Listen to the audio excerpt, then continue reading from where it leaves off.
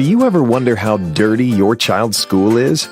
Without the proper cleaning measures in place, chances are the facility is not as clean as you would like. As the Worldwide Cleaning Industry Association, ISSA has a solution for schools to maintain clean and safe facilities that contribute to the ongoing health and success of our students, teachers, and staff. The bottom line is that dirty schools lead to sick people. In fact, students miss 38 million school days each year due to the flu. Elementary school students catch 8 to 10 cold or flu cases annually, and the average student is absent 4.5 days a year.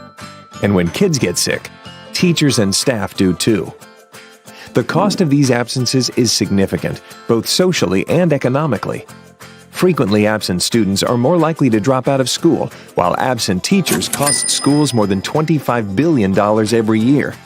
Plus, hiring substitute teachers costs the U.S. $4 billion annually.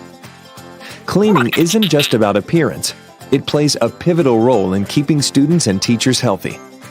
Germs can be transmitted by touching a contaminated surface and then touching your eyes, nose, or mouth. So what are the dirtiest areas that are most likely to transfer contaminants? What you assume is the filthiest might actually be the cleanest. With that in mind, schools should increase cleaning frequencies in these hotspots to avoid contamination.